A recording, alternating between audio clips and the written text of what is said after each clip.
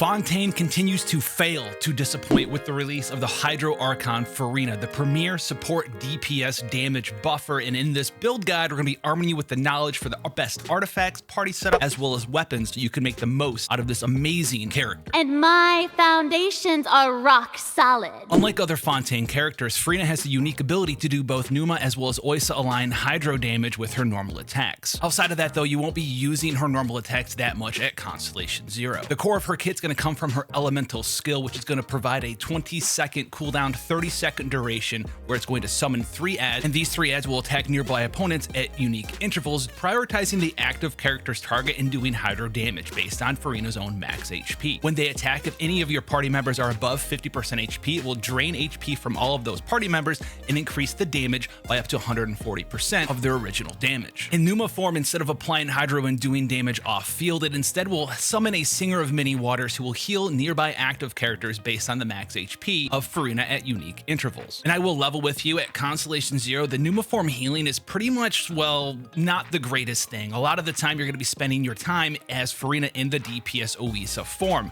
summoning the 3 different Salon members, doing Hydro damage and draining HP of all nearby party members. Because not only is it going to boost the damage of your party as well as apply Hydro, it's also going to help you maximize her elemental burst, let the people rejoice. Upon activation, you will have a 18-second duration, 15-second cooldown elemental burst that will keep track of the decreases or increases of any of your party members' HP. Around every 1% of HP decreased or increased, you will generate 1 fanfare stack. Each fanfare stack is going to give everyone in your party a damage bonus. At Constellation 0 and max fanfare stacks of 300, this is going to be a 75% damage bonus for all party members in your party. And yes, that includes Furina. And this burst does have a 60 energy cost with a 15-second cooldown, so you are going to need a significant amount of energy recharge depending on the team that you're using her with, but more on that later. Furina's first ascension, Endless Waltz, will give you a little bit of bonus healing, but only if the active character is overhealed by anyone other than Furina. So you will need another healer in your team to take advantage of this passive talent, and you will get a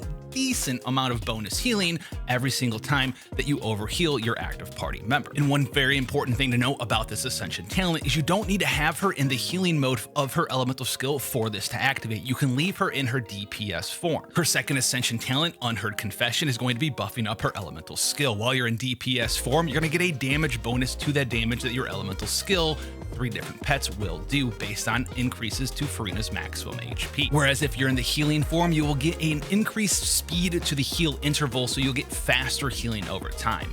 Both the offensive and defensive bonuses from Unheard Confession max out at 40,000 max health from your Furina. As we move into building your Furina, we need to touch on the very important thing of energy recharge. If you don't have enough energy recharge, your Furina will just not work as well as you want her to. You want to always be able to have the elemental burst off cooldown when it's available as soon as possible. And this can wildly vary depending on what sort of enemies you're fighting, the amount of enemies you're fighting, and the team composition that you're using. This little chart will give you a nice little guide on exactly what you should be aiming for the types of parties you're putting your Furina in. For example, if Furina's your only Hydro character and you don't really have any party members that can generate a significant amount of energy or particles and they're not using Favonius weapons, you're going to need a ton of energy recharge. However, for every Hydro member you're running, or Xingqiu with a sacrificial sword, or another character with a Favonius weapon in your party, you can decrease the amount of energy recharge that your Furina is going to need. When it comes to artifact sets, the Golden Troop 2 and 4-piece bonuses are absolutely amazing for Furina. She's going to spend most of the time off field, and so this elemental skill damage bonus is going to be amazing for her.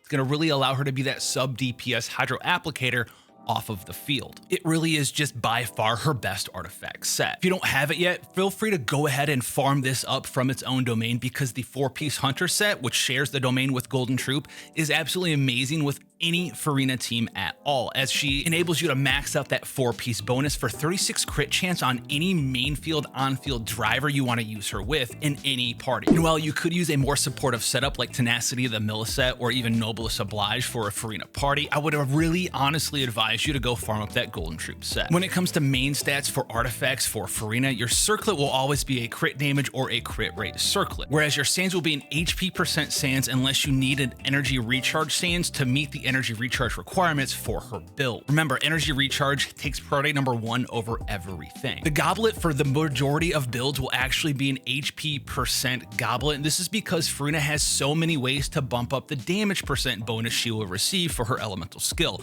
either from the golden troops 2 and 4 piece set bonus, as well as her own elemental burst damage bonus. In general, the HP percent is going to be better for you over a hydro goblet because of 2 reasons. Number 1, it's going to be easier to get better substat rolls on an HP percent goblet, and number 2, the hydro damage goblet will fall into some diminishing returns due to all of the elemental damage bonuses Furina is going to give you with her setup as well as her elemental burst bonus. There are a few builds where a hydro percent goblet will be better, but we'll talk about that in a second. When it comes to substats, energy recharge is always priority number 1. Get the energy recharge you need for your team's setup. After that, get some crit damage, crit chance, as well as health percent. And don't forget, if you're trying to max out Unheard Confession, her second ascension talent, you want to hit around 40,000 HP. So the amount of health percent you're going to want from your artifacts is dependent on if you're gaining access to Hydro Resonance or if you have a certain constellation. More on that in a second. When it comes to weapon selection, the Festering Desire is by far her best 4-star weapon, period. It has energy recharge on it, gives elemental skill damage bonus,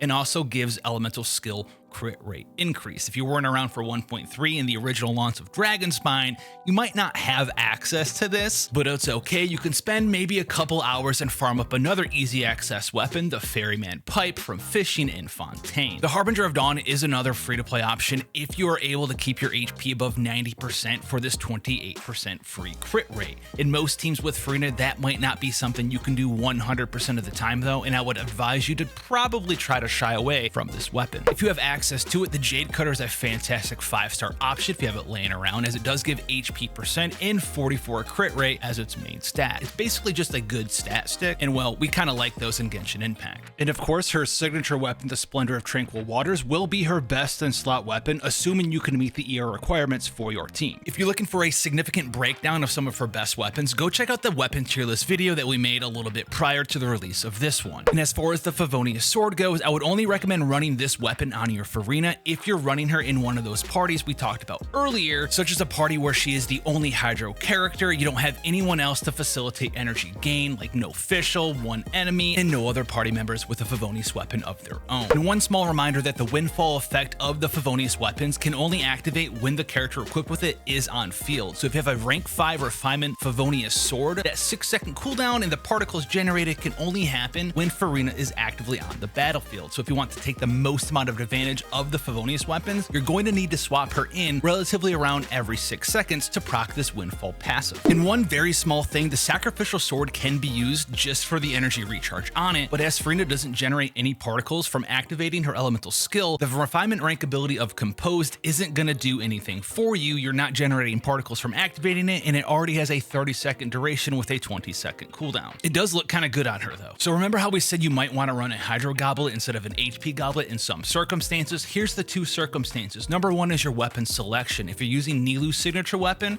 the key, that weapon gives you so much bonus HP that you can actually go ahead and use a Hydro Goblet compared to an HP Goblet, and it can be better depending on the substats that you roll. The other circumstance that a Hydro Goblet will be better is if you do have access to Constellation 2, as this will give a massive bonus to Furina's maximum HP, up to 140% increase to her health. So if you're Constellation 2, you could also run a Hydro Goblet instead of an HP percent goblet. When it comes to team compositions for Furina, honestly, she works in a lot of the super meta teams already, or even new teams as well. What you want to really maximize with your Furina is having someone to heal the damage that she's doing to everyone with her elemental skill for 2 reasons. Number 1, you'd want to keep everyone above 50% health so that your pets can do bonus damage. You also want to heal up your party member's health, as that will increase your fanfare stat gain for your entire team's damage bonus as well. So someone like Baisu or Noelle, or even someone like Barbara and Kokomi can shine here. Basically any healer just gets better with Furina in your party. Outside of that, the sky is the limit. You can do some wonky things as well, as you can see in the background with a Favonius Noelle driver, with Yelan in your team with Furina for double hydro,